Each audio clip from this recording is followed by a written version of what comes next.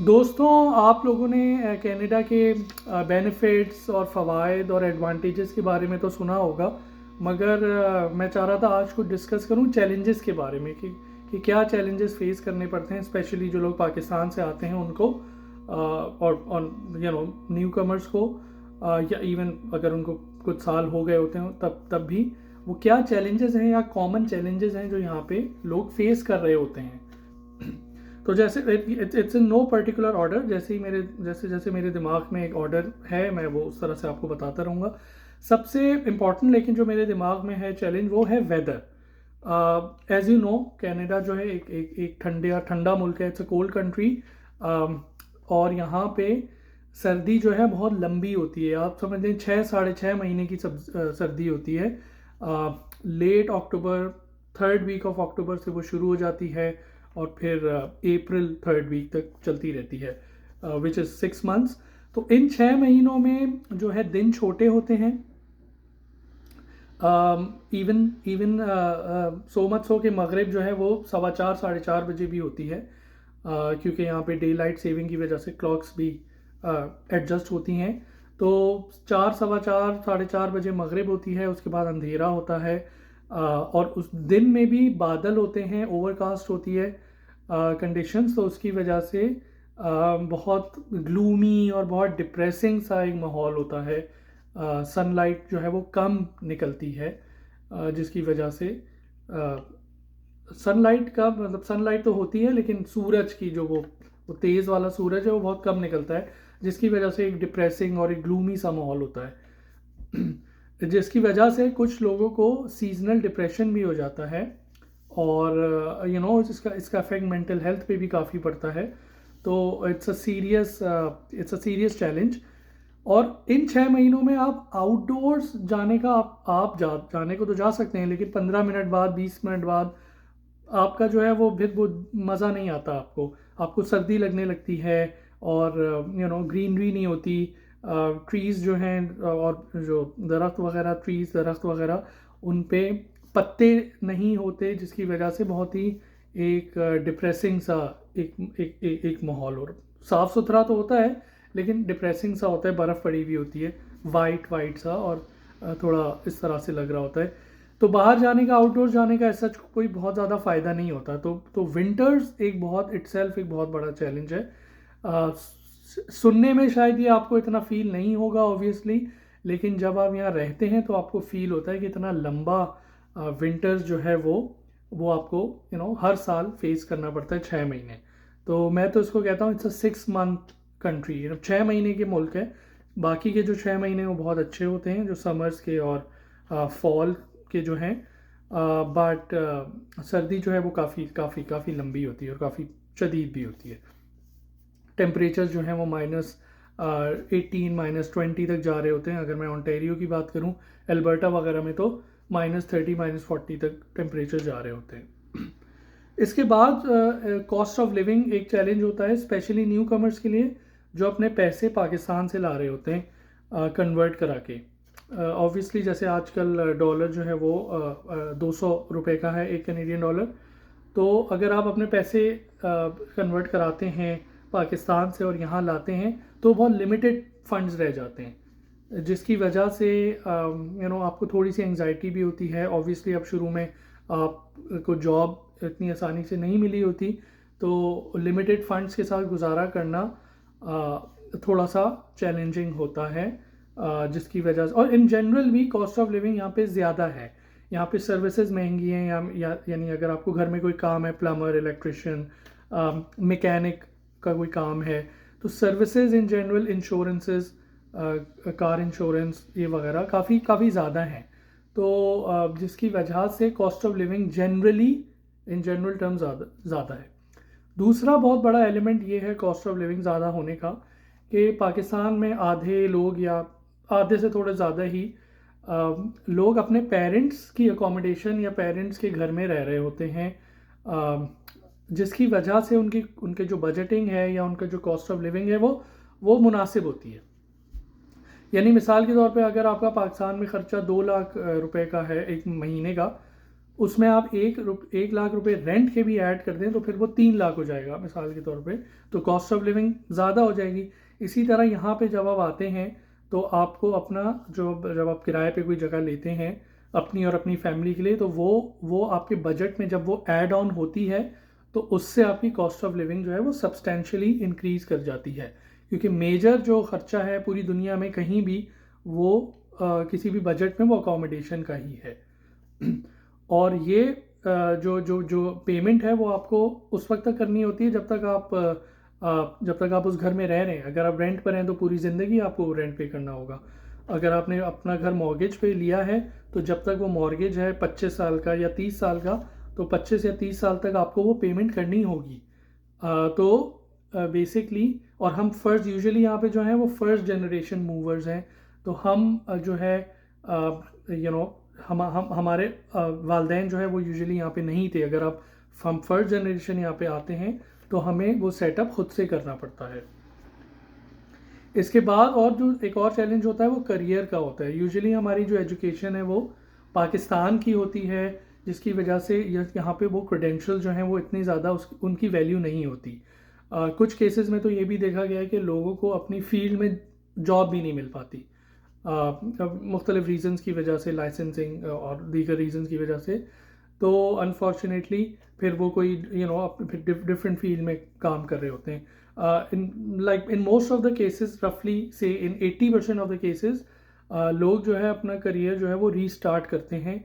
और ये भी एक चैलेंज होता है कि आप एक सर्टेन पोजीशन में होते हैं अपने होम कंट्री में, कंट्री ऑफ ओरिजिन में। फिर जब आप वहाँ से आप मूव करते हैं किसी भी US, इंग्लैंड, ऑस्ट्रेलिया, कनाडा, तो आपको अपना करियर भी रीस्टार्ट करना पड़ता है, विच इज़ चैलेंजिंग।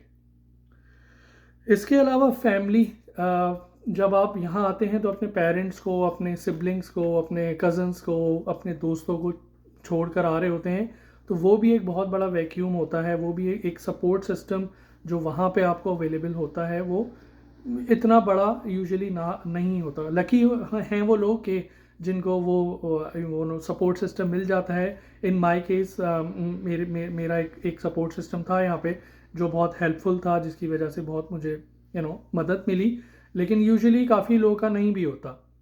तो वो एक चैलेंज होता है कि विदाउट कि आपको फिर वो सारी चीज़ें जो आपको initially from the very start आपको वो बिल्कुल ही खुद से मैनेज करनी पड़ती हैं। और एक तरह का एक साइकोलॉजिकल प्रेशर भी होता है कि जब आपकी फैमिली आपके साथ होती है, दोस्त यार होते हैं, तो आप वेंट कर लेते हैं, उनसे अपना दिल हल्का कर लेते हैं, लेकिन वो चैलेंज भी आपको खुद ही फेस करना पड़ता है। इसी तरह से जैसे मैंने बताया कि फिर एक पाकिस्तान में आपकी एक संगत होती है, एक बैठक होती है, जहाँ पे यूजुअली आप वीकेंड पे चले जाते हैं, रात में जैसे चाय वगैरह पे लोग बैठते हैं, तो वहाँ अपना दिल हल्का करते हैं दोस्तों के साथ बातें करके, हंसी मजाक करके, कुछ उसकी सुनते हैं, कुछ अपनी कहते हैं। तो उस वजह से काफ़ी इट्स लाइक अ श्रिंक। वो एक तरह की एक थेरेपी होती है जो आपको वहाँ पे मुफ्त में मिल जाती है दोस्तों की बनिस्बत, जो आपने ओवर द ईयर्स जो है अपना लॉन्ग टर्म रिलेशनशिप क्रिएट किया होता है। अपने स्कूल के दोस्त हो गए, आपके कॉलेज के दोस्त हो गए, इवन वर्क प्लेस के भी दोस्त हो गए, अगर आप पहले से काम कर रहे हैं, तो वो सब जो है वो फिर छूट जाता है। आपको दोस्त बनाना है यहाँ पे, एक नए सिरे से फिर दोस्त बनाना पड़ते हैं, जो कि इन अ सर्टेन एज थोड़ा सा डिफ़िकल्ट होता है, and depending upon your personality. थोड़े जो इंट्रोवर्ट लोग होते हैं उनको मुश्किल होता है दोस्त बनाना। अगर वो एक मिड-30s, लेट-30s या इवन अर्ली-30s में भी आ रहे हैं, तो थोड़ा सा वो एक चैलेंजिंग होता है लोगों के लिए। तो वो भी एक तरह से आप कहें कि वो भी एक तरह से चैलेंजिंग होता है कि आपको वो सारा अनवाइंड करना वो आपको खुद से करना पड़ता है। वो बर्डन भी आपको खुद से लेना पड़ता है। आपको अगर अनवाइंड करना है, या आपको कोई ऐसी अगर आपको कोई दिल हल्का करना है, तो वो भी एक चैलेंज होता है, वो भी एक बर्डन होता है। इसके अलावा फेस्टिवल्स, शादी हो गई, ईद बकरीद हो गया, इवन मुहर्रम, रबीउल अव्वल, रमज़ान, उसमें आपको जो है अपने शहर में जो इन्वायरमेंट मिलता है आपको पाकिस्तान में, वो नहीं यहाँ पे मिल रहा होता। ऑब्वियसली यहाँ पे मसाजिद हैं और इमाम बारगाह हैं, वहाँ पे आपको वो फील आती है, क्योंकि सब लोग वहाँ आपके ही आपकी ही कम्युनिटी के होते हैं और वो सब वो भी वही कर रहे होते हैं जो आप कर रहे होते हैं। लेकिन अगर आप उससे बाहर निकलें तो आपको उस शहर में, अपने मोहल्ले में वो फील नहीं आ रही होती जो पाकिस्तान में आ रही होती है। यानी अगर रमज़ान होता है तो वहाँ पे फील होता है कि रमज़ान है। वर्क प्लेस में जो है वो रिड्यूस्ड टाइमिंग होती है। यहाँ पे आपको अपनी जो पूरी 8 घंटे की शिफ्ट है वो आपको करनी पड़ेगी रोज़ा रख के। तो इस तरह के आपको, एक्सक्यूज मी, आपको याद भी आता है, आप मिस भी करते हैं, वो फेस्टिविटीज़ आप मिस करते हैं, रिलीजियस एंड कल्चरल बोथ, और फैमिली गैदरिंग्स वगैरह, शादी वगैरह, वो भी आप मिस करते हैं। उससे ही रिलेटेड है खाना, खाना वगैरह के जो लोग डाइनिंग आउट के शौकीन हैं यहाँ पे कनाडा में, आपको अगर आप GTA जिसको आप कहते हैं, टोरंटो के करीब अगर आप रह रहे हैं, ग्रेटर टोरंटो एरिया, तो फिर तो आपको अवेलेबल होगा यहाँ पे देसी खाना। लेकिन उसकी ऑप्शंस इतने नहीं होंगे जितने पाकिस्तान में आपको ऑप्शन मिलते हैं, नंबर वन, और नंबर टू जायका भी वो नहीं होगा जो पाकिस्तान में होता है। तो जो फूडीज़ हैं जिनको बाहर खाना पसंद है, वो उनके लिए भी थोड़ा चैलेंजिंग होता है। यहाँ पे ऑप्शंस कम होते हैं और आपको जो है वो जायका भी वो वाला नहीं मिल पाता। अगर आपको एक पर्टिकुलर जो एक जायका होता है, वहीद के कबाब मिसाल के तौर पे हो गए, या वो जाहिद की निहारी वगैरह, वो उस तरह का फ्लेवर जो है वो आपको यहाँ पे नहीं मिल पाता। इसके अलावा एक चैलेंज होता है लैंग्वेज का और कल्चरल शॉक का। ऑब्वियसली हम पाकिस्तान में इवन वर्क प्लेस में भी ज़्यादातर उर्दू ही बोल रहे होते हैं। यहाँ पे आके स्पेशली जब हम नए आते हैं तो बहुत सारी टर्म्स होती हैं, बहुत सारी जो लोकल्स के वो स्लैंग्स होते हैं और इनसाइड जोक्स होते हैं, वो आपको समझ में नहीं आते। तो एक लैंग्वेज का और एक कल्चरल शॉक आपको एक होता है। यहाँ पे जिस तरह से लोग जो हैं वो परफॉर्म कर रहे होते हैं मुख्तलिफ़ चीज़ें वगैरह, तो उस तरह से आपको वो एक कल्चरल शॉक भी आपको फील होता है। इसी तरह से बहुत सारी चीज़ें आपको रीलर्न करनी पड़ती हैं यहाँ पे।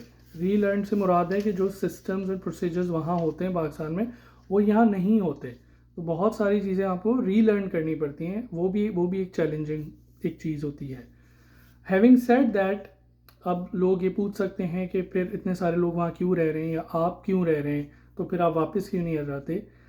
हैविंग सेड दैट, ये सारे चैलेंजेस तो मैंने बताए, ये तो चैलेंजेस हैं, लेकिन जो बेनिफिट्स हैं वो इसको आउटवेट करते हैं। इस वजह से लोग यहाँ रहते हैं, और still it's a no brainer कि आना चाहिए या नहीं आना चाहिए। ये सिर्फ एक वीडियो थी चैलेंजेस के हवाले से। Thank you for listening, I hope you have enjoyed and got the point. Thank you. इसके अलावा एक और चैलेंज ये होता है कि आपको हर काम जो है, ऑलमोस्ट हर काम खुद से करना पड़ता है। यानी मिसाल के तौर पे जो काम पाकिस्तान में आप हाउस हेल्प या डिफरेंट लेबर के ज़रिए से आप वो काम कर लेते थे, ड्राइवर हो गया, घर का खाने पकाने वाला या वाली हो गई, घर की सफाई के लिए मासी या मेड हो गई, वो यहाँ पे यूजुअली लोग खुद ही कर रहे होते हैं, क्योंकि वो बाहर से अगर करवाएंगे तो वो बहुत एक्सपेंसिव पड़ता है।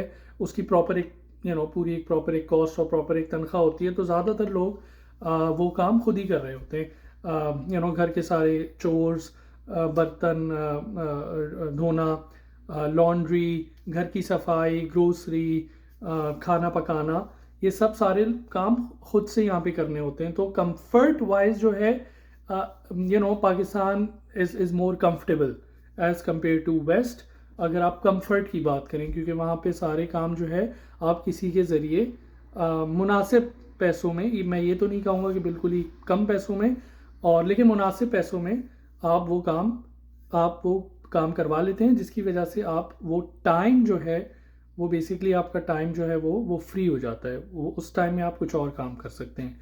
तो कंफर्ट वाइज जो है वो बेहतर है पाकिस्तान। और ये एक चैलेंज यहाँ पे होता है लोगों को। ये भी कल्चरल शॉक का भी पार्ट होता है, क्योंकि यहाँ पे कल्चर है खुद से काम करना। जो लोग नए आते हैं उनको थोड़ी सी एडजस्ट करने में कुछ लोगों को प्रॉब्लम होती है।